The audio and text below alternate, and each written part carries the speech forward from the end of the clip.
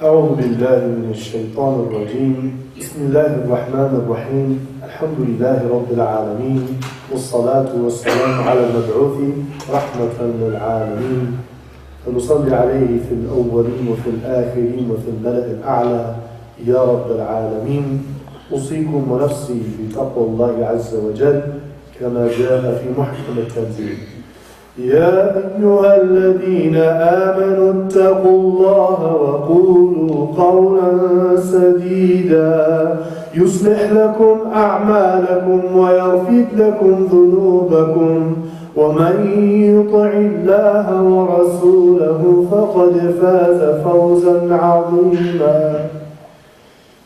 We begin with the name of Allah Azza wa Jal, our Creator, Provider, Sustainer. We praise, glorify, and exalt His perfection and live a life of gratitude, seeking His contentment. And we ask Him to send His peace and blessings and mercy upon His final messenger Muhammad and all of those who will follow Him until the Day of Judgment. As a new Muslim, whenever I was getting acclimated to being in the mosque and being around my new faith community some 20 years ago, I at first was thrown off a bit about certain things regarding women. But quickly I got accustomed to the way of thinking and how people are using some texts to make their point about the reality of women and the relationship between men and women. And so I, felt this is something new I'm learning in my faith, different from my culture I was raised in. But alhamdulillah, through years of studying with many different scholars and researching the books of history and the lives of the companions of the Prophet ﷺ, I found that there is a big misunderstanding that has become common culture among the Muslim community regarding women. And it requires us to revive the status that God above seven heavens declared in so many verses and in so many examples of the life of the Prophet ﷺ, a whole different reality of women that the whole world, Arab and non-Arab, did not know until that point. And so today we're going to go through some of these brilliant examples, and because I'm going to make jihad to keep my sermon under 30 minutes, we have more to talk about tonight after Isha, inshallah. So it all starts with Khadija radiallahu anha. You cannot understate her position in that any book you read that is usually written by a scholar who is a man, they will refer to Khadija, may God be pleased with her, as الحصن الداخلي للنبي صلى الله عليه وسلم وأبو طالب كان الحصن الخارجي. They would say that there were two main pillars of support for the Prophet ﷺ, and the interesting thing is that the outward support was a man who lived and died as a polytheist, and that was his uncle Abu Talib. Because of his place in the tribe of the Prophet ﷺ and the political system that they lived in, that was a means for the Prophet ﷺ to be able to promote and teach his message without being just killed. And so the internal support system of the Prophet ﷺ was Khadija radiallahu anha. And we talked a little bit about that last week, so we're not going to go into those too many details, but it was a huge disaster to his heart when his beloved wife of some 25 years his only wife of 25 years, and the mother of his 6 children, 4 of the daughters who lived on after, she passed away. It was a disaster. So, just to give you a little idea about what kind of a place she held with the Prophet ﷺ, it is well known that there are 2 authentic hadiths. Unfortunately, Muslims get caught up in their divisive political rhetoric and they forget one of them that is authentic. But when asked, who is the most beloved person to the Prophet ﷺ, we all know the hadith that Aisha radiallahu anha, but there is an authentic hadith that Fatima Zahra was most beloved to the Prophet ﷺ. So imagine that Aisha radiallahu anha, we know this is well established in our community and the hadith collection. So she said, she's narrating this hadith, which is found in Sahih Bukhari. She said, the Prophet ﷺ used to always mention Khadija and praise her and exalt her, and he thought about her in such a special, loving way. And I got jealous. And she says, one day I was not having such a good day, and he was praising and carrying on about Khadija radiallahu anha. And so I was overcome by my jealousy, and I said, all she was an old woman, and Allah has replaced her with someone better for her. And she said, and I never saw the Prophet ﷺ more angry than that moment when I said that word. To the extent that he said, La wallahi. And when he said, no, by God as my witness, she said, his hair shook and his mouth shook. مَا أَبْتَلَنِ اللَّهُ خَيْرًا مِنْهَا. No, Allah has not blessed me with better than her. آمنت بي إذ كفر الناس وصدقتني إذ كذبني الناس.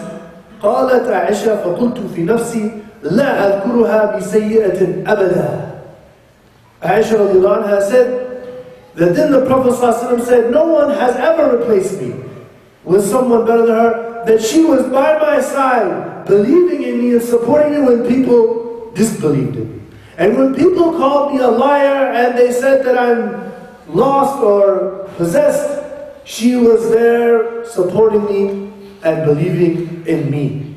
Aisha said, at that moment I knew I would never say anything bad about her ever again. She didn't say to the Prophet ﷺ because obviously she would never say anything behind anyone's back.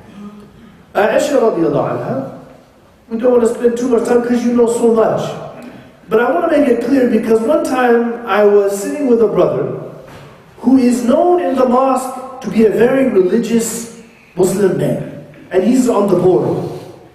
And he comes from a background where he should know better. But I mentioned some of the statements I'm going to mention. And he said, no, that's not true. This is only for women. Only in women's affairs. So I will narrate to you what some of the companions of the Prophet ﷺ have been authentically verified to have said about the knowledge of Aisha radiallahu anha. Urwa ibn Zubayr said, مَا رَأَيْتُ أَحَدًا أعلم بالقرآن ولا بفرائضه ولا حلاله ولا بحرامه ولا بشعر ولا بحديث عرب ولا بنسب من عائشة. He said, I never knew anyone more knowledgeable of the Quran and its laws and its teachings of halal and haram. I never knew anyone more knowledgeable of poetry and the history and the tribal ancestry of the Arabs than Aisha.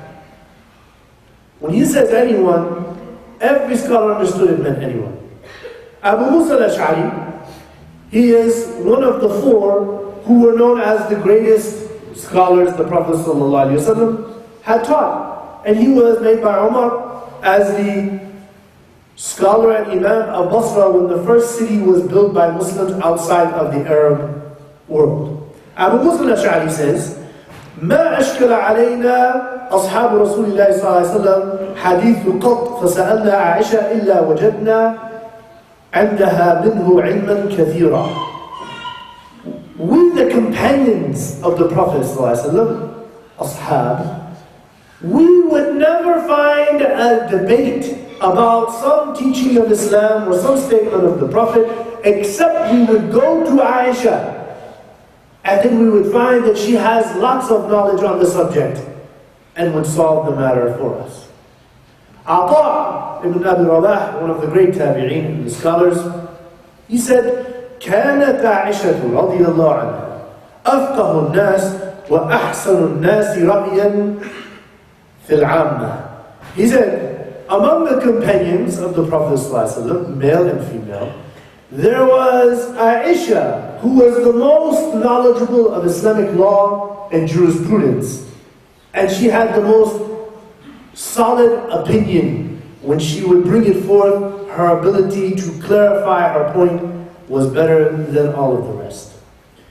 Ibn Abdul Barr, one of the great scholars, said, إن عائشة كانت وحيدة بعصرها في ثلاثة علوم علم الفقه وعلم الطب وعلم الشعر. He said, Aisha was on the top of the sciences in three categories: Islamic jurisprudence, medicine, and poetry. You see? So this is Aisha radiallahu anha. She was the greatest scholar of the companions. She was a female. Hafsa radiallahu. So my question is, how many of you have heard of women scholars of Islam that men need to learn from, as they used to do in the tabi'een and all that? From how many of you heard? You did not hear that. The ummah has developed a mentality which is suppressing half of our community, and we wonder what the problem is with the ummah. When you suppress the mothers and half of the ummah, and you make them that they're all weak and mentally unstable and overly emotional and cannot think and control their mind and all, and you convince them, and they convince themselves, and they talk to each other saying, this is where they are. And then you will ruin the ummah. And I'm telling you to just look around. So, Hafsa radiallahu anha, we know the story, that Umar came to Abu Bakr radiallahu anhu after the battle of Yamama. And so in this battle, 300 some memorizers of the Quran were martyred. So he said, I think we need to have an official written copy of the Quran. Abu Bakr wasn't sure. He prayed on it. After a few weeks, his heart was open. He went to Zayd ibn Thabit, who was one that the Prophet ﷺ kept very close. He was a genius. He memorized and wrote the whole thing down by the command of the Prophet ﷺ. So he said, okay, so they did. When Abu Bakr died, he said, keep this with Umar, whom I'm appointing over. When Umar was stabbed in the Fajr prayer by Lu'lu', this cursed guy, then as he is nominating 6 of the remaining people giving glad tidings to heaven to discuss amongst themselves about who should be the leader of the Muslims, he said, I want to keep the Quran with my daughter Hafsa. And the Quran, the only official written copy of the Quran, was kept with our mother Hafsa radiallahu anha. Salama, amazing stories, many things about her. I'll mention one that most people don't talk about, and that is that Salama, unfortunately, whenever her husband Abu Salama, and they had just had their boy like a month before, and then the Prophet ﷺ called for the migration from Mecca to Medina. So as she was leaving with her husband and her baby boy, her husband's tribe came and said, look, we're not going to fight you over this, but we're going to keep your boy, so please don't fight us. And then he said, you cannot take this woman because Banu Asad, we have seen this and now we will be at odds with them. And so she was kept in Mecca, and they took her baby away, and her husband went to Medina. And it stayed like this for days, and she's crying, she's praying by the Kaaba, until someone from her tribe came and said, I have never seen anybody cry out to God this much and pray. What is your... She said, this is what they've done to me. He said, look, I'm going to ashfa' laki. I'm going to intercede for you. He said, look, it's me. She's a woman, her child. She went by herself with her baby. Mutawakkilatun ala Allah. She went for the hijrah. And she took her baby, and she has never been to Yathrib by herself before, and she does not know the way. After days in going without her ration, finally her prayers were answered, and she met somebody from Bani Khuza'a who were hulafat with the Prophet ﷺ and respected him in his journey. So then they helped her find her way, and she found her husband. And this is not, this is huge level of divine trust and reliance. That's Salama. Ibn Hazm radiallahu anh, he was quantifying the scholars of Islam from the companions' generation. So he had a handful of them, Aisha and Abu Bakr and Ali and Umar and Abdullah bin Umar. It's like 5, 6 of them that are the top level. He put, the next level is 13 of them, he put Salama. So in the top 20 scholars that came from the companions of the Prophet ﷺ, of the religion is another woman, Salama. Zainab bin Jahsh, our mother, radiallahu anha, she was a very noble, respected woman, and when she married the Prophet ﷺ in Medina, she had a textile business that she had been making and selling things in the marketplace. And of course, as we know, the Prophet ﷺ, his original wife, Khadija, was a businesswoman, and he didn't say, well, now that I am the Prophet, Islam says women should not be working. So we know from the authentic hadith here that Zainab bin Jahsh also had a job, even in Medina, where there was an Islamic state. And the Prophet ﷺ married her, and one time they're sitting, and then the Prophet ﷺ, he said, أَسْرَعُكُنَّ لِحَاقًا بِي أَطْوَلُكُنَّ يَدًا. The quickest among you to join me eternally is going to be the most generous among you. So then Aisha narrates the hadith. She said, فَكُنَّ يَتَطَاوَلْنَا أَيَّتُهَنَّ أَطْوَلُ يَدًا قَالَتْ فَكَانَتْ أَطْوَلُنَا يَدًا زَيْنَبْ لأنها كانت تعمل بيدها وتتصدق. And we competed as the wives of the Prophet ﷺ, who will be the most generous?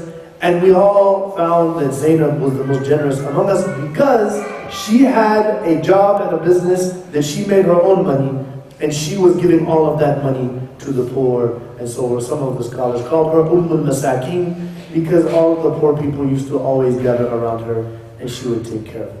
Asma bint Umays, radiallahu anha, she was Ja'far ibn Abi Talib's wife. And so they were in the 5th year of Hijrah. They migrated to Abyssinia, modern-day Ethiopia, and they stayed there for a very long time. And so finally, when the Prophet ﷺ and his companions went to Khaybar in like the 7th year of Hijrah, the Prophet ﷺ sent a message, everything's stable here, we can bring all of those who have gone to Abyssinia and bring them here to Medina. So she comes to Medina, and she had met Hafsa when she was in Ethiopia, and they were friends. She has not seen her in many years. So she goes to Hafsa, and she is at her dad's house, Umar, radiallahu. So Asma bint Umays comes in, and then Umar says, and who is this with you? And Hafsa says, this is Asma bint Umays, Zawjat Ja'far bin Abi Talib.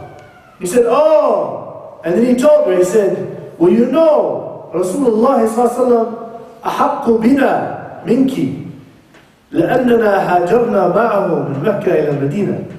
He said, I want you to know that the Prophet ﷺ is closer to us and we are more beloved to him than you who stayed in Ethiopia that whole time. Giving the connotation that they've been through more difficulty fi sabilillah than her. She said, La wallah. And she raised her voice at Umar in his house. MashaAllah.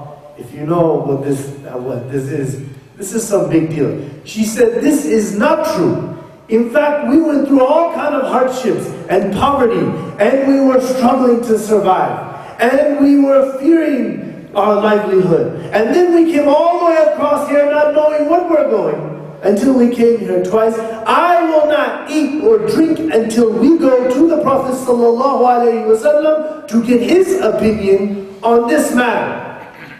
So Omar, what's he going to do? This is a very strong woman in his house telling him how it is. She said, okay, you're right, let's go. So they go to the Prophet ﷺ, and she says, Ya Rasulullah, this is what Omar has said, and here is what we've been through. And the Prophet ﷺ said, لَيْسَ بِأَحَقِّ بِي مِنْكُمْ وَلَهُ وَلِأَصْحَابِهِ هِجْرَةٌ وَاحِدَةٌ وَلَكُمْ أَنْتُمْ أَهْلُ السَّفِينَةِ هِجْرَتَانِ.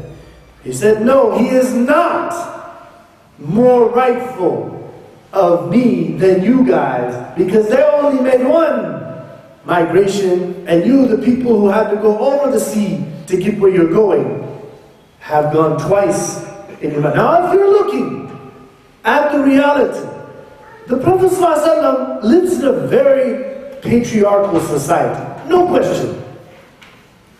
The Prophet ﷺ, in his best interest, if you were to look at it from the objective observer, is to confront Omar. And what would she do? She would be quiet and go along with it. The Prophet ﷺ is saying the truth, and it's because of her audacity that he can say this truth, so that Omar can know his place. And look who she put in his place.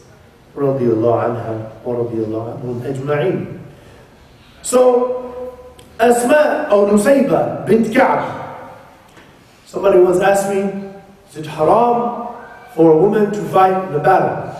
It's absolutely not haram for a woman to fight in a battle, because of more than one woman. The most popular of the women who fought in battles is Nusayba bint Ka'b, as is mentioned in the many hadith in the Sahih collection.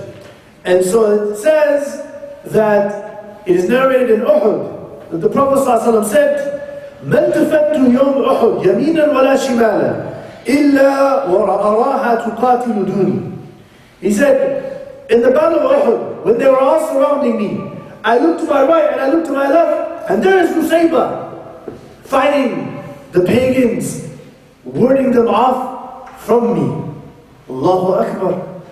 And Al-Waqidi, the famous historian, said when she came home she had 17 stab wounds and cuts, and she stayed in her bed for a very long time, but she did not die. And she continued to go fighting against these aggressive polytheists and the Jewish treacherous people to the treaty the Prophet has drawn with them in the future. And then she died as a martyr in the time of Abu Bakr as-Siddiq in the battle of Yamama.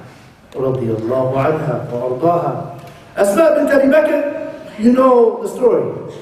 That will be So, Prophet ﷺ and Abu Bakr are like, we have to go right now. It's time. We have to go. And they have their goods, but they have nothing to tie it with. So she has, because she's pregnant, she's actually 8 months pregnant. And she takes her tie that she has around all of her garments, and she cut it in half, and she gave it to the Prophet ﷺ, and the Prophet ﷺ said, you know, for giving us your half of your belt, you are now the woman of 2 belts, and may Allah subhanahu wa ta'ala enter you into Jannah and all of that. So then, 8 months pregnant, she gets on the camel in a long journey on the migration. And she gets through all of that until just as they can see Quba, and it comes to her the pains of childbirth. And she's on a camel in the middle of the desert. And so, she had the camel go faster until they got there. And she had Abdullah ibn Zubayr, the first Muslim child born in Medina. So one time she was gathering some date pits, and she's putting them on her head. You know, this is the daughter of Abu Bakr as-Siddiq, right? Asma. So she's gathering these dates, and then she sees the Prophet ﷺ come by with some companions, and he is riding on the camel. And the Prophet ﷺ said, this is gotta be heavy. This is too much for you. Or you're gonna go all the way back to your house? He said, yeah. He said, no, you should go ahead and ride with me. And the hadith says, لِيَحْمِلَهَا خَلْفَهُ. She's asking her to ride. This is Asma bint Abi Bakr. It's not his wife. It's not his mahram. He's saying, you can ride with me. She said, I would ride with you, Ya Rasulullah. This hadith is in Bukhari. It says authentic hadith. I would ride with you, but I know Zubayr, my husband, is a very jealous man. And even though he loves you, I'm concerned how he may feel about this. So look at how she respects her husband even when he's not there. And we know this is the most harmless situation. It's a gathering of men. And the Prophet ﷺ is the Prophet ﷺ. And she's got all of these date pits on her head. And it's going to be a long journey on her head like that. This is going to be easy. So when she comes back to Zubayr, she asked him. She said, here's what happened, what do you think? He said, for me, you carrying those date pits all that far is less of a problem than you riding on the back of the camel with the Prophet ﷺ. So we're learning interesting things here. By the way, we're not saying everybody should do this. What we're saying is, some people have it in their mind, some ideas that are a little bit overboard when it comes to these things. So when Asma bint Abi Bakr, her son Abdullah ibn Zubayr became the Khalifa. And he was rejecting the authority of Bani Umayyah, and he had gathered a large support in Mecca and Medina and all of this area, Riyadh and all that area. And Hajjaj ibn Yusuf made a big war on Mecca, destroyed the Kaaba. This is Bani Umayyah, this is the so-called Caliphate. And so they're destroying Mecca and killing all the people in Mecca. Abdullah ibn Zubayr goes to his mom, and he said, well, I'm very scared what may happen to the ummah and all of this after me. She said, if you are fighting for what you know to be true, go there and fight and die, and that's best for you. This is Asma. But if you're fighting for yourself, then you're a disgrace and you cause the death and destruction of Mecca for yourself. So he goes and he gets killed, and unfortunately Hajjaj crucifies him right there in Mecca. He crucified the first child born in the migration of a very devout, beloved, knowledgeable, pious, righteous leader amongst them, Hajjaj ibn Yusuf, he crucified him. So then he goes into Asma, her house. He says, I have been sent by Amir al-Mu'mineen Abdul Malik ibn Marwan to make sure you're okay, and what can I do? She said, don't call me your mother, and don't say you respect me, as you have just killed and crucified my son outside. She said, I'll tell you what the Prophet ﷺ told me. He said, from Thaqif will come a kadhab and a mubir. That from the tribe of Thaqif we'll see a big liar that will cause torment and problems with his lies. And then we'll see a very oppressive, destructive man. She said, Musaylama, we saw him, and now we know who the mubir is. And that is all you need to know when you meet your Lord. And he said, Wallahi, are you saying I'm a munafiq and all that? She said, you heard what I said, get out of here. Allahu Akbar. Now if you know who Hajjaj is, this is a level of audacity beyond normal. Radiallahu anha.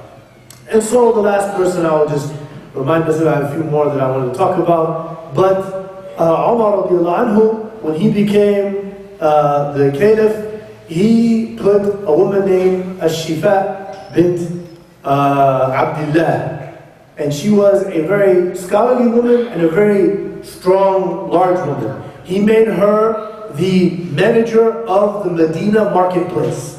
Her job was to be the final authority in any disputes and to control and to the police. She was the head of the enforcing police task force, and that's what Umar saw fit amongst all of the people he knew to put in this position over the marketplace of Medina. So we could go on and on and on with many, many, many more examples, but we've run out of time, so I ask Allah subhanahu wa ta'ala to guide us and revive in us the value of our women in society. أقول قولي هذا وأستغفر الله لي ولكم فاستغفروه فإنه هو الغفور الرحيم.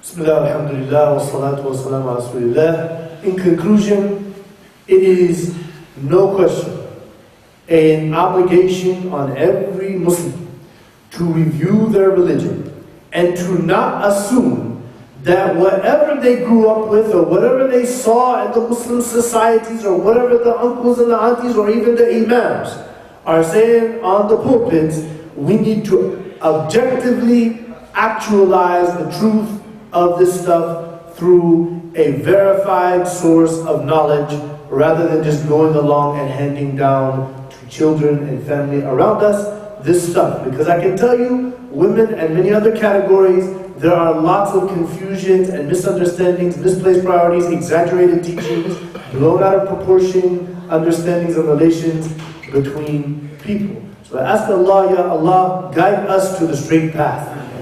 Count us among those whom you have guided on the straight path. Make us among those who are worthy of your contentment. Ya Allah, make us sincere, objective researchers of your book and the example of your Prophet ﷺ and his rightly guided companions. Ya Allah, make us a people who see the importance and emphasize and value the women in our community as did the Prophet ﷺ and his companions. Ya Allah, help us to understand true masculinity that we may respect and raise the value of the women in our society. Ya Allah, help us to be the people who are ambassadors for the truth of your revelation, who stand up for justice against anyone who does injustice, even if it be our friends or family. Ya Allah, help us to be among those who seek your contentment above all else. Ya Allah, make us of those who earn the eternal bliss in your presence in eternal paradise. Wa aqim as-salat.